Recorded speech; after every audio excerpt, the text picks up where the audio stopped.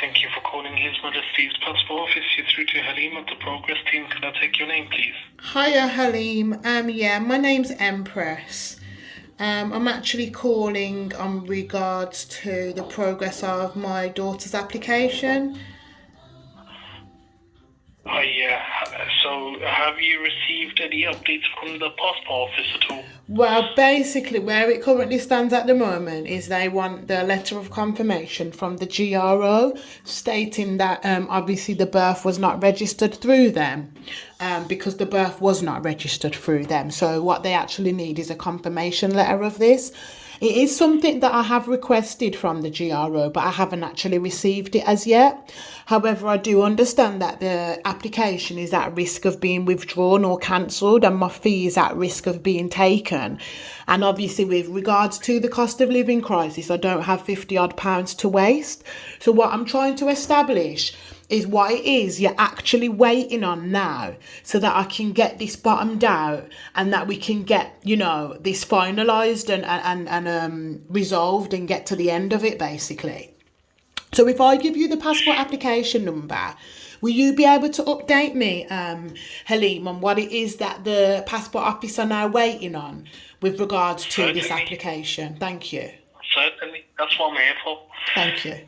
Far away. Okay. The passport application number. And the applicant's full name? The applicant's full name.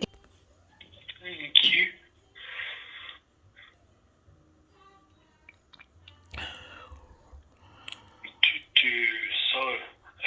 There's quite a lot here at the moment. Just bear with me. No problem, Halim. Take your time.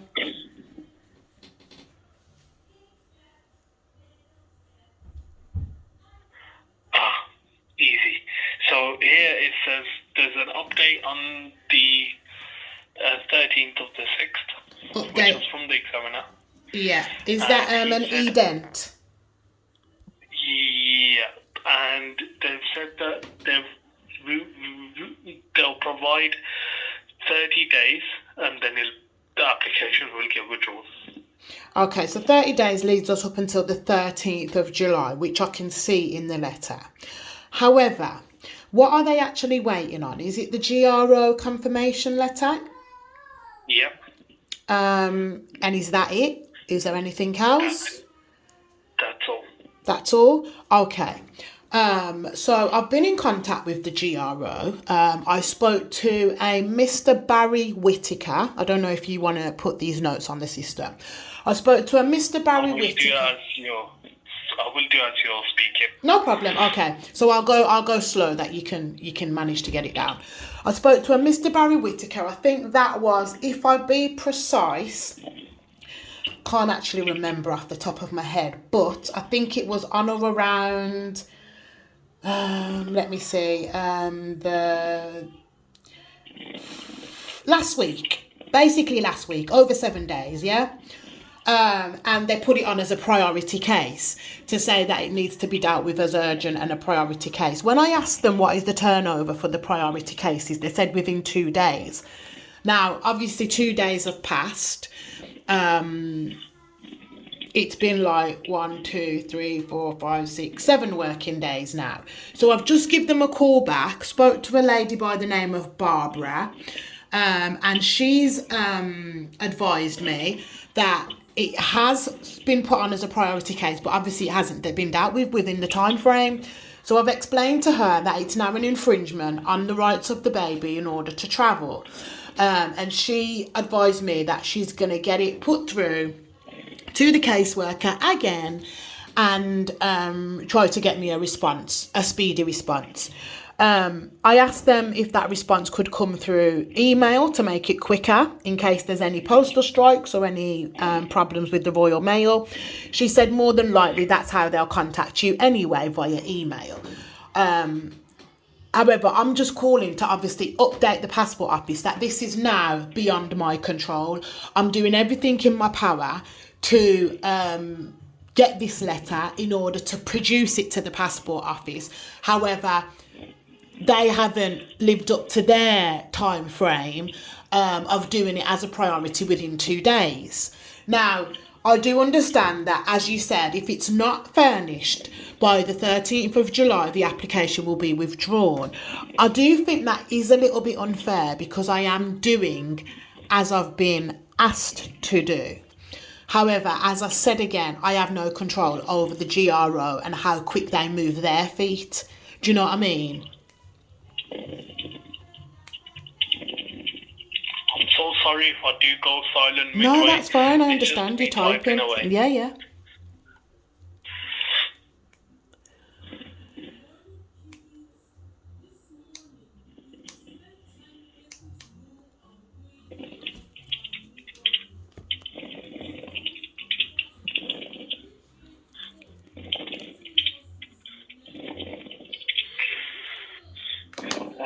Yep, that's all been done for you just now. I wrote so much that it doesn't let me write anymore. Say that again, sorry. I wrote so much that it doesn't let me write anymore. Oh, so okay. what I'll do is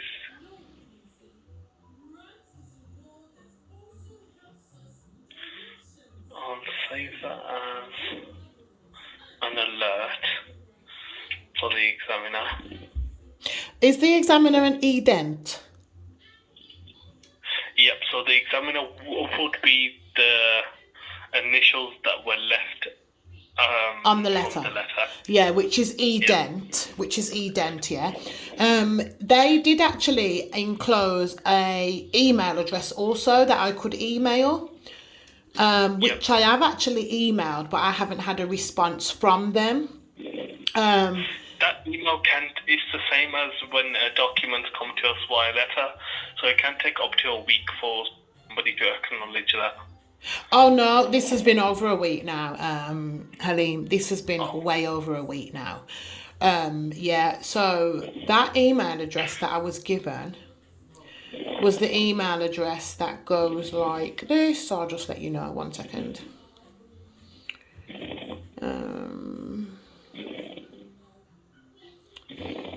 I would just let you know the email address. Okay, it was HM Passport Office Durham RQ40 at hmpo.gov.uk.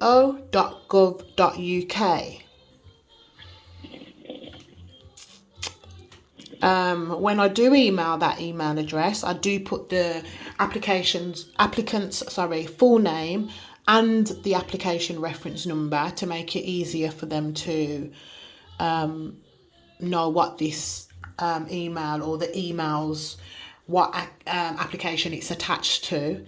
But as I said, I've heard nothing back. I explained everything about who I spoke to, Mr. Whitaker at the GRO. I've explained everything, but as I said, I've had no correspondence back from that email address.